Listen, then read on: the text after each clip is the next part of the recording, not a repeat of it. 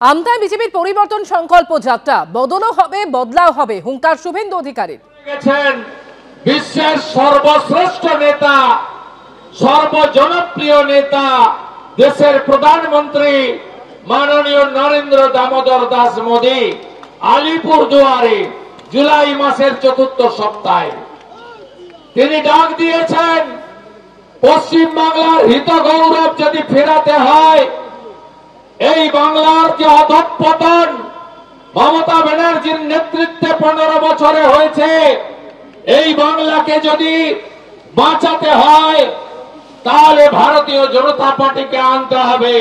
তাই আমরা ভারতীয় জনতা পার্টির ছোট কার্যকর্তা থেকে রাজ্য স্তরের কার্যকর্তা, জনপ্রতিনিধিরা সর্বত্র মানুষের দুয়ারে পরিবর্তনের আওয়াজ নিয়ে আমরা আপনাদের কাছে হাজির হয়েছি।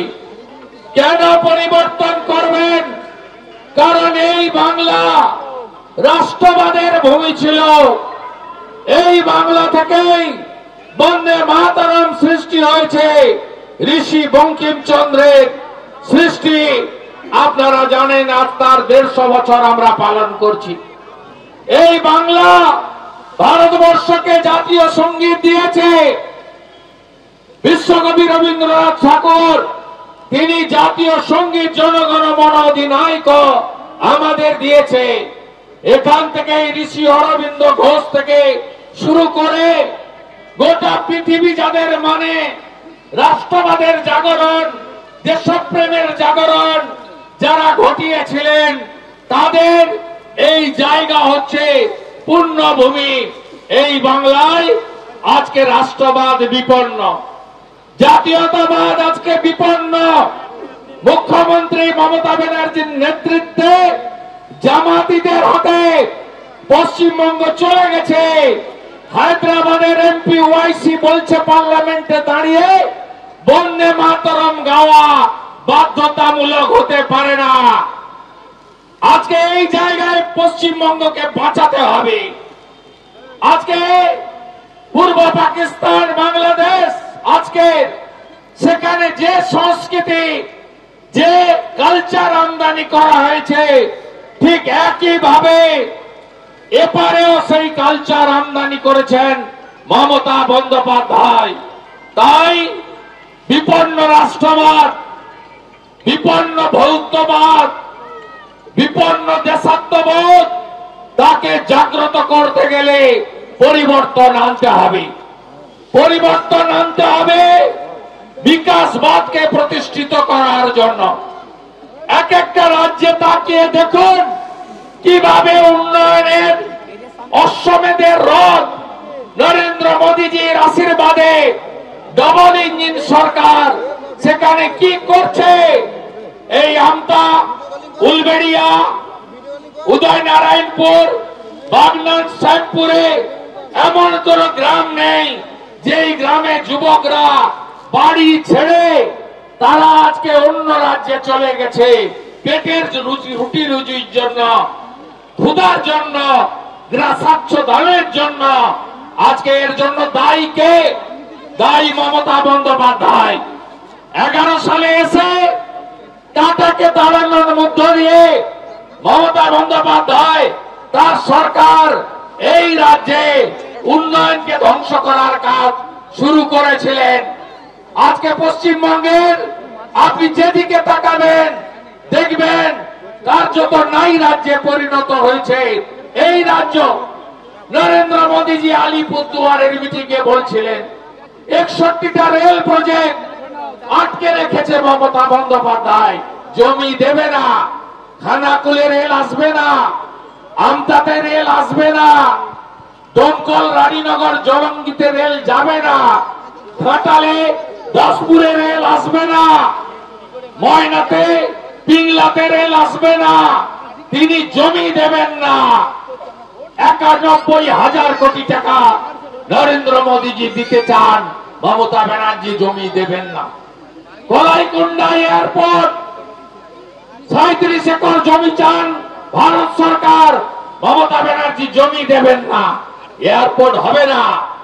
হাসিমারা আর্মি এয়ারপোর্ট তাকে ডোমেস্টিক কমার্শিয়াল এয়ারপোর্ট চালু করতে চায় ভারত সরকার। মাত্র 25 একর জমি চেয়েছে, মমতা ব্যানার্জি দেবেন না।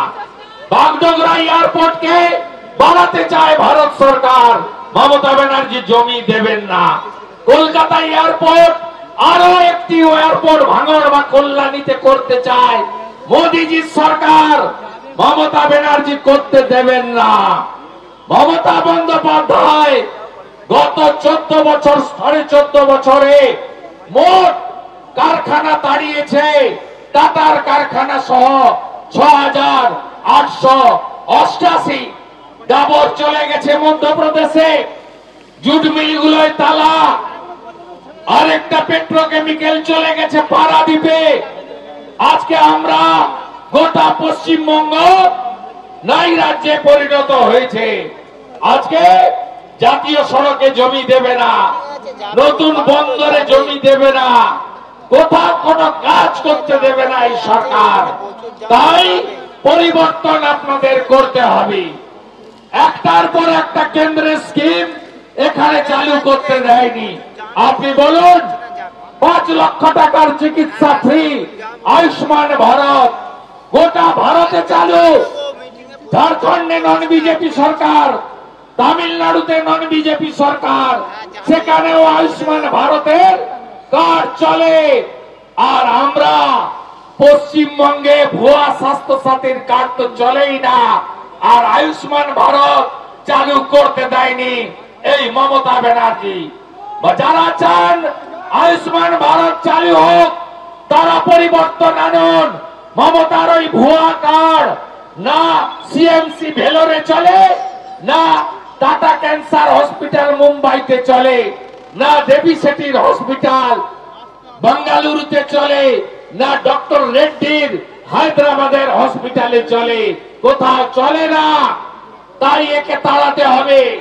হাতের কাজ যারা করেন, আমার কুম্ভকাররা মাটির কাজ করেন, আমার কামাররা লোহার কাজ করেন, আমার মালাকাররা ফুলের মালা গাঁথেন, ফুলের কাজ করেন, আমার স্বর্ণকাররা তারা স্বর্ণের কাজ করেন, আমার নাপিত সুন্দররা তারা নরসুন্দর বানান চুল দাড়ি কেটে। আজকে বিশ্বকর্মা যোজনা এদের জন্য নরেন্দ্র মোদী এনেছিলেন। আজকে বিশ্বকর্মা যোজনায় হাতের কাজ যারা করেন, মূলত ওবিসি এবং এসসি সমাজের লোকেরা, তারা আজকে বঞ্চিত। গোটা ভারতে বিশ্বকর্মা যোজনা 2 বছর চলছে, বাংলায় চালু করতে দেয়নি এই মুখ্যমন্ত্রী, এই চোরেদের রানী, তিনি চালু করতে দেননি পশ্চিম বাংলায় বিশ্বকর্মা যোজনা। মমতা বন্দ্যোপাধ্যায় পিএম কিষাণ সম্মান নিধিতে মাত্র 50 লক্ষ নাম পাঠিয়েছেন। মোদিজি বলছেন আরো 33 লক্ষের কি হলো না, উনি দেবেন না বছরে 6,000 টাকা।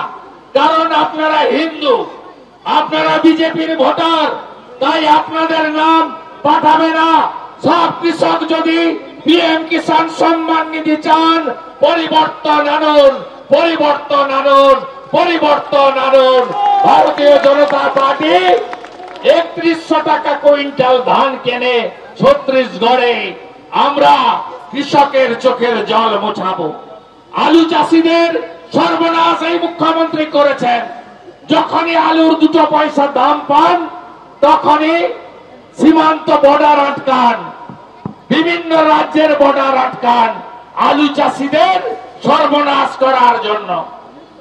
নরেন্দ্র মোদীজি বছরে 37,000 কোটি টাকা সারে ভর্তুকি দেন, আর 1200 টাকার সার 2,500 টাকা করে আমতা উদয় নারায়ণপুর উলবেড়িয়ার চাষীদের ক্রয় করতে হয়। এই চোরেদের হাত থেকে বাঁচতে গেলে পরিবর্তন আপনাকে আনতে হবে। এবিপি আনন্দ, এগিয়ে থাকে, এগিয়ে রাখে।